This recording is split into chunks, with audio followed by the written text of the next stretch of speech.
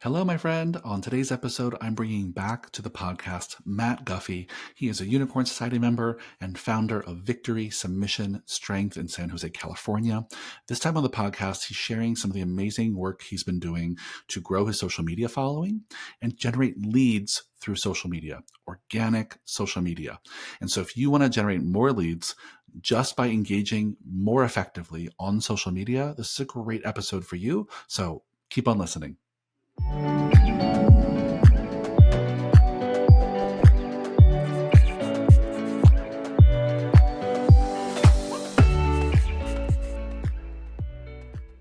Hello, fitness business nerds. What's up? Welcome to another episode of the Business for Unicorns podcast.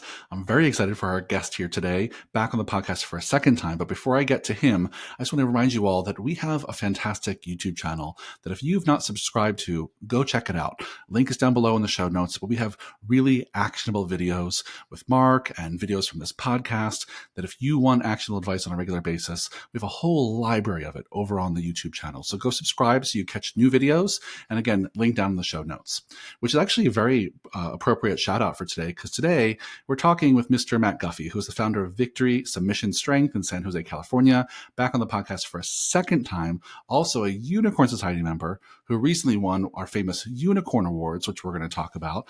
But welcome back to the podcast, Matt. Thanks so much for having me. Yeah. I remember last time you were here, we were just talking about before we recorded, we were talking about gift giving, which is something you are fantastic at. And today we're talking about a different topic, which is all about how to grow your social media following and to get actual buying members, to actually convert people from social media to membership. And I'm going to ask you about those stats and how you've been doing that and break down your strategy. Before we do, for folks who don't know anything about Victory, Submission, Strength, just say a little bit about what's your gym all about and how'd you get started? Yeah, we're a strength and conditioning gym for grapplers. So really, really specific niche. I would say 90% of our members are jiu-jitsu athletes. We've got some MMA guys, some wrestlers, but strength and conditioning for grapplers, that's the name of our game. And our mission is just to try to get them faster, stronger, more mobile so that they can stay on the mats longer, do more of what they love. Love it. I love it so much. And I think even that, I think, is a great lesson for our listeners, because so many people are afraid to niche down. They're afraid to focus on a very specific kind of client with very specific needs. And you're such a beautiful example of how to do that well. So I love that. Maybe that's another podcast for another day. I would love to talk about it. Yeah. Good. Well, let's talk about what we have you here for. So you mentioned to me probably a few months ago at this moment that you were having some really great social media growth. Your following was growing, but you were also developing better and better processes and systems for kind of what we often call is sell by chat, by connecting with your audience and actually converting them into membership. So can you just give folks kind of some numbers and some context for what makes you say this has been going well for you? Yeah. So, I mean, from a followership perspective, we've probably grown roughly 4,000 followers over the last 8-9 months. And that is due in large part to you guys pushing me to post every day and make sure that I'm checking all those boxes and providing value for the people who are tuning in and watching. And so that's just from a followership basis. And then the next step, once we got the hang of that and got a good rhythm going, was to start communicating with these people. It's not it's not enough to just post every day. If you want to build a loyal followership and ones that will eventually turn into paying members, or if you have online programs and customers in the online setting, you have to engage with them. And that's been the single biggest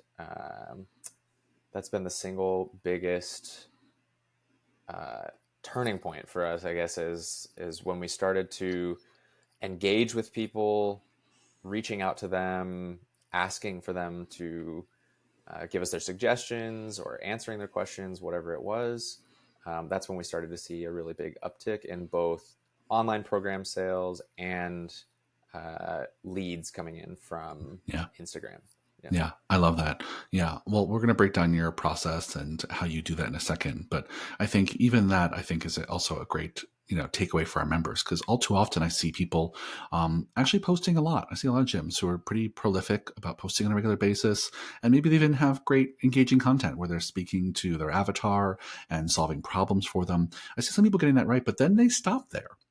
And they forget that, part of being on social media is being social, right? Yeah. That actually you have to engage with them. So people who like and comment and share your content, it's okay to slip into their DMs and say, hey, thanks for sharing that. Did you have any questions? Or, hey, I saw you liked that. What other content would you like, right? To start conversations like that is how you develop the relationship. You build the trust.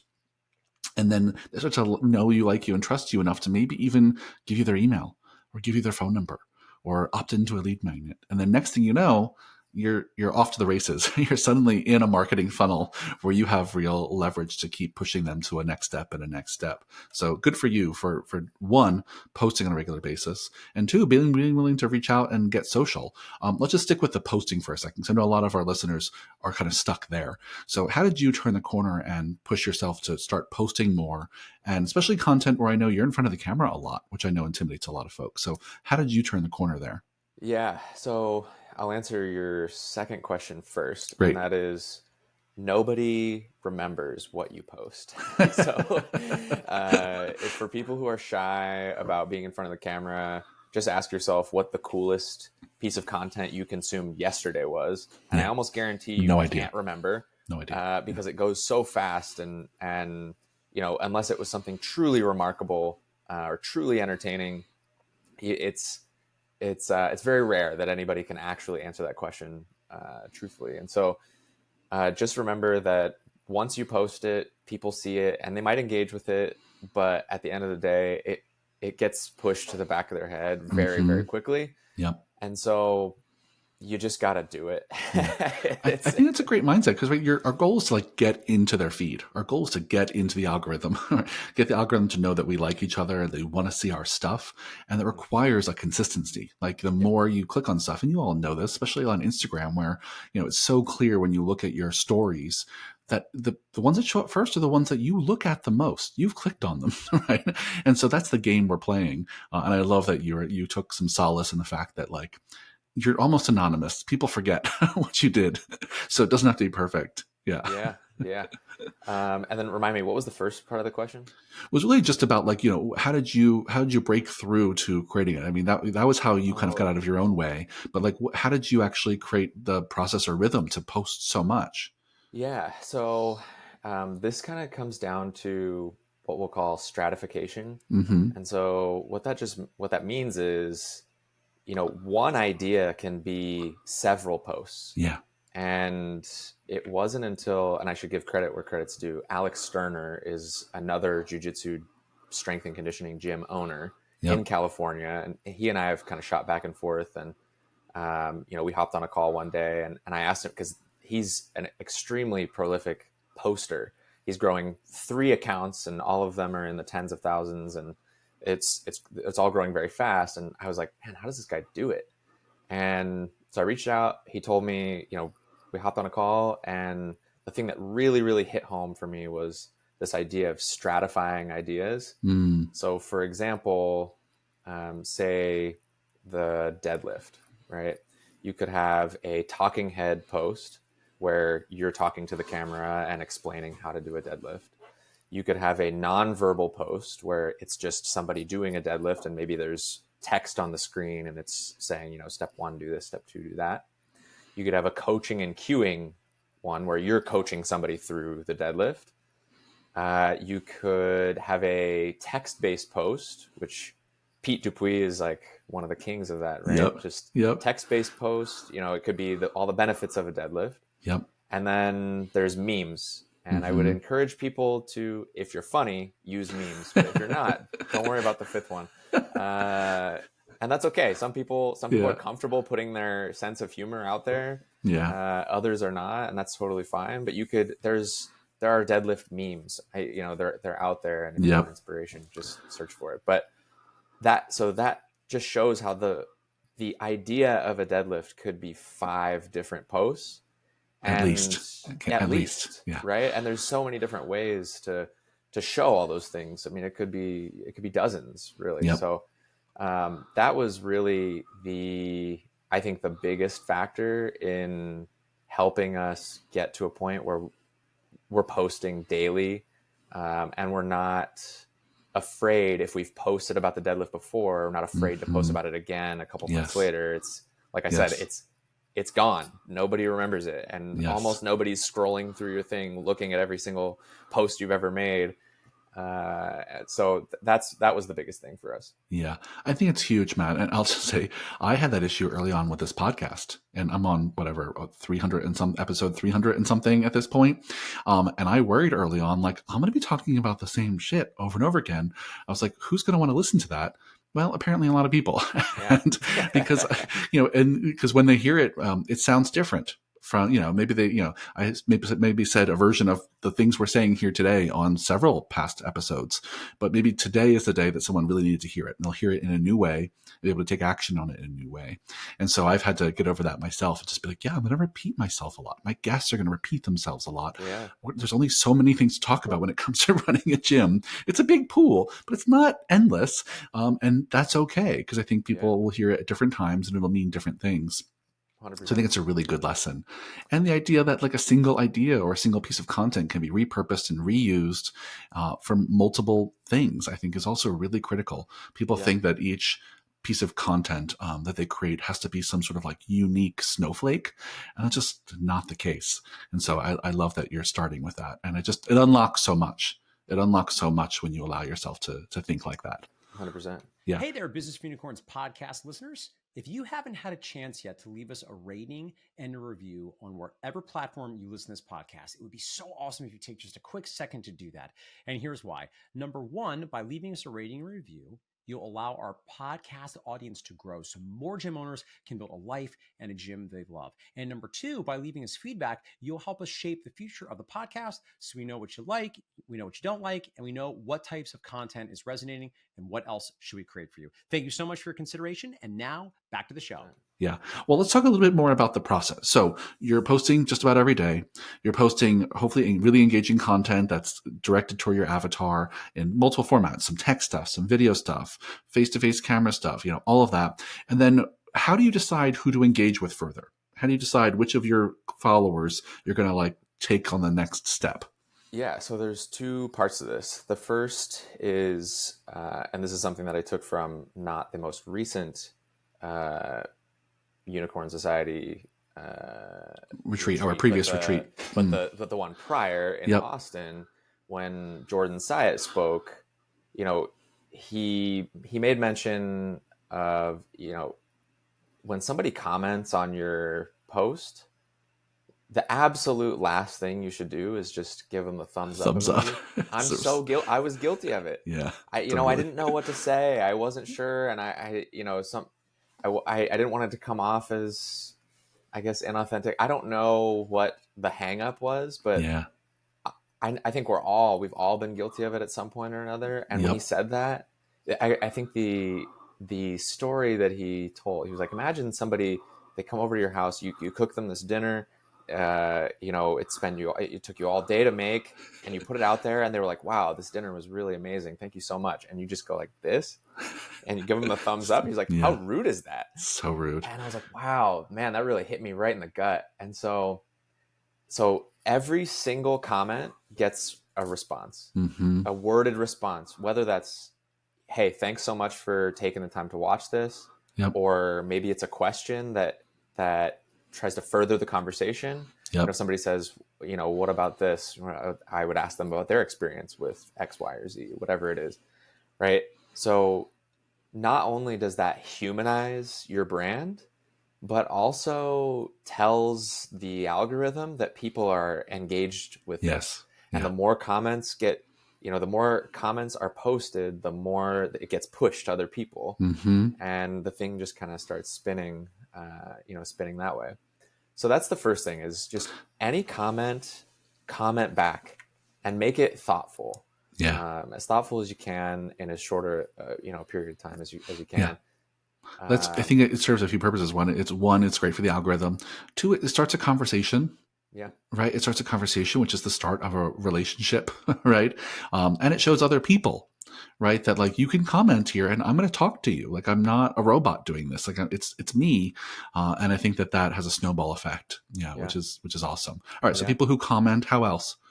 The second way, this is something that I took from the BFU Facebook group. I can't remember who posted it originally. I would love to give credit where it's due, but every single new follower that we gets a DM. Sure. We've got not an automated response because you can't automate that yet, but a template that Kelly, my admin, will send. It's just like, hey, thanks so much for the follow. We're here to provide as much free content as we possibly can. Yep. Is there anything that you want to see on the page that you haven't seen already? Do you have any questions that we can answer? And that could go a few different ways. A lot of times they don't answer. Sure. Sometimes they just double tap it and like it. And then the third way is, a lot of times they'll respond and say, wow, I can't believe you reached out. This is what I'd like to see. And sometimes we've posted on that a bunch of times. And so we'll say, hey, we'll kind of curate it for them. So Kelly or I will go through and say, here's everything you need to know about the thing that you just asked. And these are all the posts that we've done on it. And they're always very thankful for that because they don't have to scroll through and try to find the thing. Yep. The second thing that could happen there if they respond in that way is they ask a question or they ask for something that we haven't done before. And so here's where I think I've gone a step further than most people will go is if it's a question or they're asking for something we haven't posted on yet, first I'll write down, hey, we should make a post on this. But the thing that I'll do is I will respond to them with a video message. So I budget about an hour a week I sit down in my car after I get back from the gym and I just respond. And I'll say, I'm never prescriptive, but I'll say, hey, thanks for the question. This is, in our experience, what's worked for us. You might want to watch out for X, Y, or Z. If you have any other questions, don't hesitate to ask. Like, we're always here for you. Yeah. And that is always met with just rave reviews. Yeah, I'm sure. People really, really appreciate taking the time to answer the questions. And sometimes I answer it and I'm like, you know what? I've got a couple of resources on this. Here you go.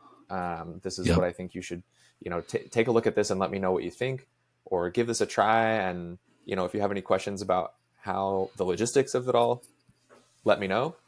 And we'll help you out however we can. And that I think has been a huge, huge piece of turning followers into customers, whether that's online or in person.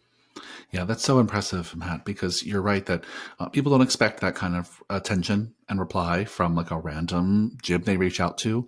And when it happens, it just goes so far beyond their expectations. So, you know what? I don't have content on that, but I'm going to record a video of you telling you what I would say, how I would answer that question. And, you get a fan for life when you do that. It's a small thing. Like you said, an hour a week, you can respond to, I'm sure, a lot of people in an hour. And a quick little video just gets you people who are going to keep asking questions and stay engaged and think of you first when they have those kinds of questions, or they're looking for a gym or an online solution. In your case, you have that too. So I think that's so critical. And I think even if our listeners just did those things, just replied to everyone's comments, DM'd brand new people, started following them, and then people do ask questions, whether they're new people or not, and you either give them content or reply with a video and answer the damn question. I think even those things, would be a game changer for the amount of engagement people get in social media. And the more engaged, the more likely you can take them to a next step, which is, making some sort of offer or engaging them further. Yeah.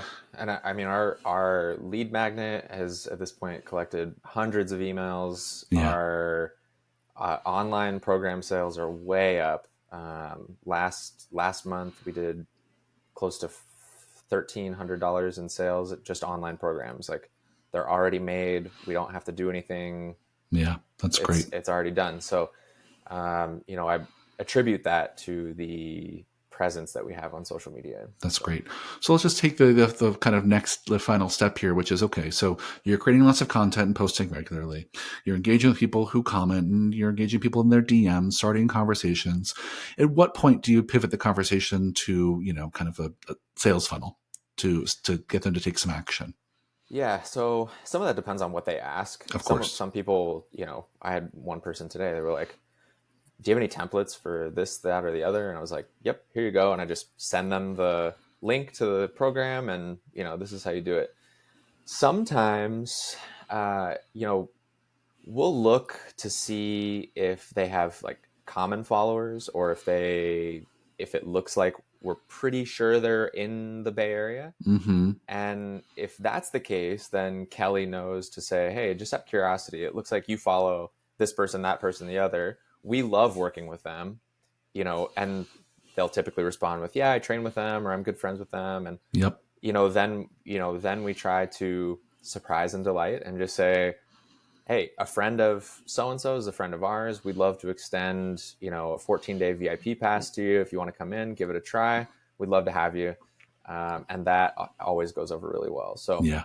So it takes a little bit of legwork to actually open up the profile, take a look at their location, Sure. take a look at their followers or whatever. But it's worth it in the end, because if you get one, I mean, so worth it. Yeah. Yeah, so worth it. Well, I think that's it. And you could even, if you wanted to, I know there's some scripts. I think our script in our content library for Unicorns members, our script, I think, recommends people just flat out ask, like, hey, we love working with people like you. Do you live in the area? And just like ask them if they live nearby. Or I see we have some friends in common. How do you know so-and-so? Right. And I think all of those things just help kind of humanize and localize you as a business, especially for those of you listening who don't have online offerings, right? You really do rely on people being geographically nearby. But I think that's a really important qualifying question to ask early in a conversation, is 100%. If they're nearby. And then you're off to the races. Then you can do what Matt did, is make an offer for your low barrier offer, make an offer for, your free strategy session, or success session on a call, or a lead magnet, where there's so many directions you can go to get them to that next step. But I think the key part of the strategy is just engaging with people who are engaging with you and starting to build those relationships. Yeah, you got it. Yeah, good for you. I think, there's so much I could say about this one, but the thing I love so much about this strategy, above all else, is that this strategy costs no money.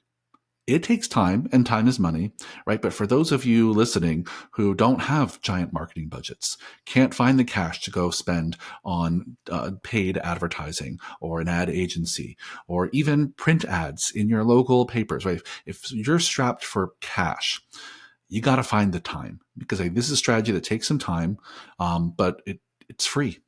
It's free other than that, right? And it's infinite, right? Yeah. There are infinite number of people on social media in your neighborhood. Maybe not Instagram, maybe not Facebook, but there's a platform that they're on.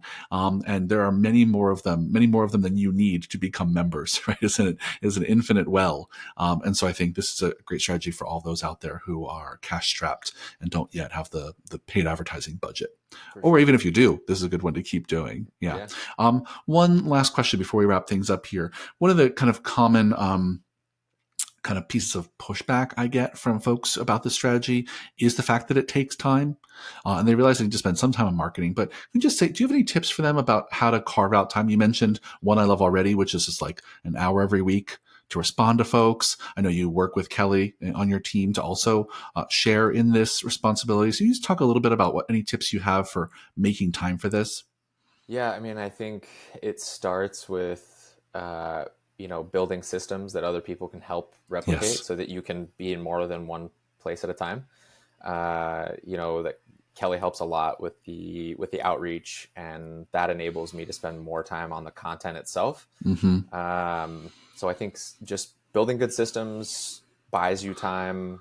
Great. When you're able to like delegate some of those things, that I would say that is probably the biggest factor in my ability to like continue to pump out as much content. That's a good one, Matt. Yeah. I think the other thing that makes that really important is, I think when you have 2 people working on something, that something can keep going when one person's on vacation, one person's out sick, right? When there's 2 people, there's more than one person who knows how to do it, right? Then it means the engine doesn't have to turn off when one person's not available. I think that's pretty critical for something like marketing. Yeah.